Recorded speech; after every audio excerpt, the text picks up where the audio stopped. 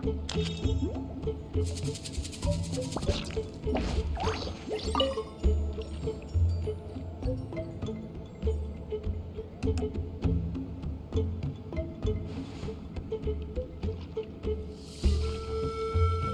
everyone. Ah, Granny. You're back. So, no good news for me then? You saw right through me.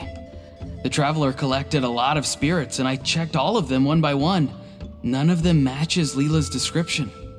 I figured. It was written all over your face. It's alright. I didn't exactly have high hopes for the needle in a haystack approach anyway. Leela's condition is still stable, but we're not really getting anywhere. Well, luckily, I made some progress on my end. Leela's parents told me that he made a new friend recently, and apparently he's been out of the house for days at a time. On one occasion, they secretly followed him and saw him and his friend tinkering around with something at a camp. Yeah, some guy who goes by the name Kokuchu, dressed in what looked like Inazuman attire. Is this really all I'll need, Mr. Kokuchu? Based on my studies of the ancient texts, hypersensitivity is usually treated with desensitization therapy. So, I figure there's no reason it shouldn't work in reverse. Now, for a poor chap like yourself with no sensitivity to spirits whatsoever, you'll have to completely immerse yourself in spiritually rich substances for this to be effective. I'm electing to name this approach hypersensitization therapy. Is it risky? You're the spirit duffer, not me. I'm sure you're more clued up than I am on the potential consequences of brute force clairvoyance. Ultimately, it's your decision. All right, but I do have one last question. What's in this for you? People like me obviously don't have much clout in this tribe, so it's not like I can offer you much in return. You think I'm looking for a reward? Oh, my good sir, take a look at my face. Isn't the answer written here clear as day? What? What's written there? Just a friendly guy who's happy to help. What? So some random guy from Inazuma just felt like helping Leela cure his spirit deaferness?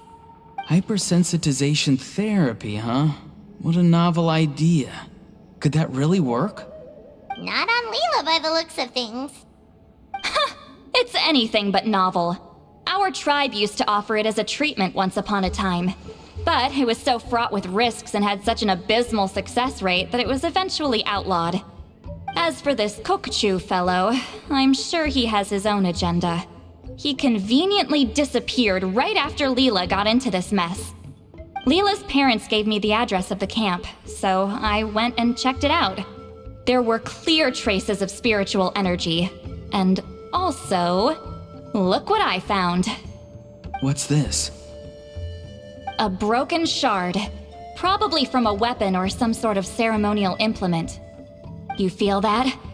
It might look old, but it has extremely strong traces of spiritual energy. Leela must have used this as his medium. It would definitely explain how a spirit duffer like him was able to trigger a clairvoyant experience. Wait, there's something else. It feels so familiar. I think this is somehow connected to my ancient name. Connected how? Is it like a shard of an ancient name? No, more like... I think this item might have belonged to a previous bearer of my ancient name. Okay, that's it. Granny's getting itchy clairvoyance fingers. I'm going to try using this shard as a medium. Cool, same as last time? The Traveler can use the Spirit Loom to record what you find on a woven scroll.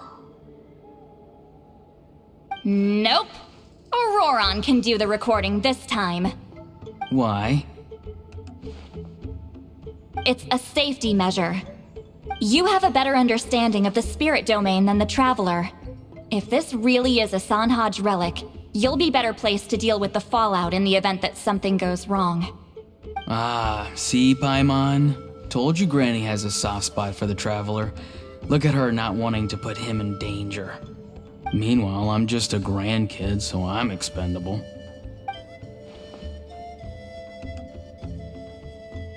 Hey, what are you blabbing on about?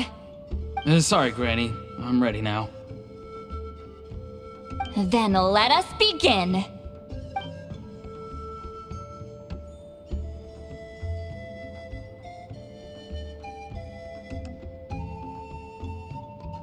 Alright, what's on the scroll this time? Looks like a broken bow covered in flames. Hey, don't you think one of the pieces looks just like this shard? You're right! It seems to be from the body of the bow. I saw a bow just like this in one of Granny's scrolls. Yes, it's the weapon Sanhaj used in the Battle of the Mare Javari. I guess that proves it. This shard is a bona fide Sanhaj relic. Good old Sanhaj. The relic's spiritual energy was fluctuating very strongly, but I wasn't in any danger at all. The Traveler probably would have been fine as well. Now that's a true hero, huh? Generations later and the stuff he used to own is helping to treat spirit duffers. I still think there's more to this story, though. Kokochu must have had his own motives beyond just treating Leela's condition. Well, okay, we saw the full bow just now, right? Maybe he wanted to see it too, so he could track down the other pieces. I don't know if he'd have anything to gain by doing that. Even if they're Sanhaj relics, I still doubt he'd have much use for a broken bow. Also, why use a spirit duffer in that case? You're basically setting yourself up for failure. Huh? Leela's body is responding! Let me take a look. I can sense a spirit being drawn to the relic. Looks like Granny's plan is working. Leela's spirit is being drawn to the bait. In that case, let me try again. This time using both Leela's body and the shard as mediums. You can do it, Granny. I'm ready to go too. You got the itch too, huh? Plus, Auroran went last time. It's only fair to take it in turns. Fine by me. We know it's safe now, so you shouldn't have any problems.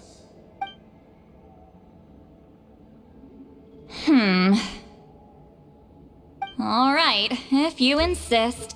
Be my guest. Just let me know when you're ready.